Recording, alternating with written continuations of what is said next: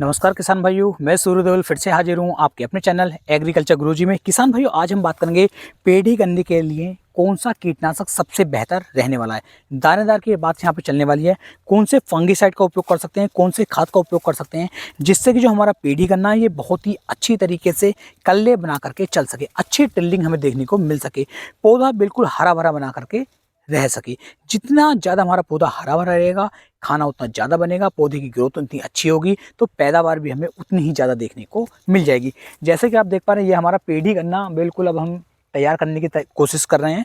यहाँ पर अभी कुछ बीज भी पीछे मैंने छोड़ा हुआ है। जो बीज है वो 17-231, 16-233 और 0-118 तीन तरह की वेराइटियाँ इस खेत के अंदर हमने बुआई की थी। पीछे अब ये लगभग हमारा ऐसा मान लीजिए 30 से 40 कुंटल बीज हमने रोका है, जिसकी बुआई जो है हम गेहूँ कटाई के बाद करने वाले हैं।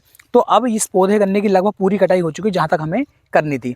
कुछ कल्ला आप देख रहे हैं, कुछ कल्ला हमने एक साइड में छोड़ा हुआ है, क्योंकि साइड में जो भाई का खेत है हमारे साइड में, कुछ जो कल्ला था ये ज़्यादा था खेत के अंदर, तो हमने ये छोड़ दिया, क्योंकि जितना ज़्यादा कल्ला छूट जाता है उतना अच्छा रिजल्ट हमें देखने को मिल जाता है। साइड वाले खुड़ का मैं कल्ला जो है वो अक्सर पीछे काफ़ी लंबे समय से छोड़ता हुआ चला आ रहा हूँ, तो इससे मुझे कुछ ज़्यादा अच्छा रिजल्ट देखने को मिलता है। तो कोशिश करनी चाहिए कि जितना कल्ला हम छोड़ सकते हैं छोड़ दीजिए, और नहीं छूटता है तो फिर हमें स्टार्टिंग से ही नीचे से अच्छा ब्यांत हमें लेना पड़ता है, अच्छी कल्ले हमें लेने पड़ते हैं, तभी हमारी जो पैदावार है वो अच्छी देखने को मिल पाती है।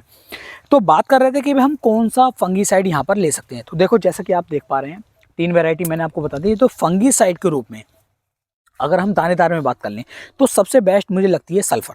अब सल्फर दानेदार में भी आ रही है, पाउडर वाली भी आ रही है। दोनों में से कौन सी बेस्ट है? तो देखिए, दानेदार वाली जो है वो उतना अच्छा रिजल्ट हमें नहीं देती है जितना पाउडर फॉर्म वाली का मिल जाता है। तो पाउडर फॉर्म वाली जो सल्फर है, इसकी मात्रा हमें कम से कम 5 से 6 किलोग्राम प्रति एकड़ के हिसाब से पेड़ी करने के अंदर उपयोग में लानी चाहिए। हालांकि जो इसकी डोज है वो 4 किलोग्राम भी आप डालेंगे सफिशिएंट रहती है। लेकिन भाई, बात ये आ रही है कि इस समय पर जो हमारे पौधे गन्ने के ठुंड हैं, जो गन्ने हैं, ये थोड़े से सड़ने शुरू हो गए हैं, उनके अंदर फंगस लगनी शुरू हो गई है। और हम स्टार्टिंग में यदि सल्फर ज़्यादा डाल देंगे तो ये बहुत अच्छा फंगीसाइड रहता है हमारे गन्ने के लिए। तो जैसे ही हम इसे डालेंगे तो जो ये पौधे बेकार होने शुरू हो गए थे ये बंद हो जाएंगे और खेत के अंदर फंगस नहीं लग पाएगी, तो पैदावार हमें ज़्यादा देखने को मिलेगी। दूसरा, सल्फर जो है खाद के रूप में भी काम करता है। एक बहुत अच्छा खाद है ये, हमारी मिट्टी को भुरभुरी कर देता है, उपजाऊ बना देता है, टिल्डिंग बहुत शानदार तरीके से इसके अंदर से निकल कर हमें मिलती है। तो कई सारे फायदे जो हैं सल्फर के हमें देखने को मिल जाएंगे। तो 5 से 6 किलोग्राम पाउडर फॉर्म वाली सल्फर आप अपने पेड़ी गन्ने के लिए ले लीजिए। बात करेंगे कीटनाशक की। कीटनाशक कौन सा लगाना चाहिए? देखिए, स्टार्टिंग में बहुत हैवी, बहुत बड़े हैवी टेक्निकल की हमें ज़रूरत नहीं पड़ती है, ज़्यादा तेज़ कीटनाशक की आवश्यकता नहीं पड़ती है। तो यहाँ पर जो हम कीटनाशक ले सकते हैं, आप ले लीजिए कार्टेफ। कार्टेफ इफ्को कंपनी का जो आ रहा है सबसे बेस्ट मुझे लग रहा है। आप बहुत सारी कंपनियों का रहा है, प्रमोशन किसी का नहीं कर रहा हूँ, लेकिन कार्टेफ जो हमारी इफ्को वाली है इसके रिजल्ट कुछ ज़्यादा ही अच्छे मिल जाते हैं। तो 5 किलोग्राम आप कार्टेफ ले लीजिए। ये लगभग 35 से 40 दिन, 45 दिन तक हमारे गन्ने की फसल को जो है कीटों से बचा करके चलता है। और अगर स्टार्टिंग से 40 से 45 दिन तक हमारे खेत के अंदर फंगस ना लगे, कीटों का अटैक ना हो, तो गन्ने की हाइट बहुत बढ़िया तरीके से बढ़ती है, बहुत अच्छी ग्रोथ देखने को मिल जाती है। तो आप कार्टेफ का प्रयोग कर सकते हैं। अब बात करें खाद कौन से डालें, कि भाई कौन से खाद डालें जो कि इस समय पर हमारे गन्ने के अंदर ज़्यादा बढ़िया रिजल्ट हमें निकाल करके दे सके। तो यहाँ पर आप यूरिया का उपयोग कर लीजिए।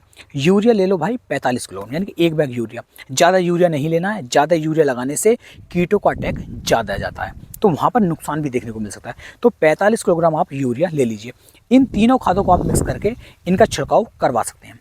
अगर आप आपका बजट अच्छा है, कुछ और भी डालना चाह रहे हैं, तो आप इसके अंदर क्रिप्को कंपनी की सिवारिका आती है। इफ्को की सागरिका नहीं कह रहा हूँ, क्रिप्को की सिवारिका। तो इसकी मात्रा आप 10 किलोग्राम प्रति एकड़ के हिसाब से इन्हीं खादों के अंदर डाल सकते हैं, और तब आप अपने खेत का इसका छिड़काव करवाएंगे। सबको मिक्स करो। मिक्स करने के बाद कोशिश करनी है कि गन्ने की जड़ों के पास में एक खाद डले, छिटक विधि से ना डल करके। अगर गन्ने की जड़ों के पास में डलेगा तो इसका रिजल्ट और ज़्यादा देखने को मिलेगा। यानी कि ऐसा मान लीजिए, अगर हमने छिटक विधि करी तो गन्ने के पास में, जड़ों के पास में 10 से 5 दाने पोत रहे हैं, और हम डायरेक्ट डाल रहे हैं तो उसके पास में लगभग 50 दाने पोत रहे हैं।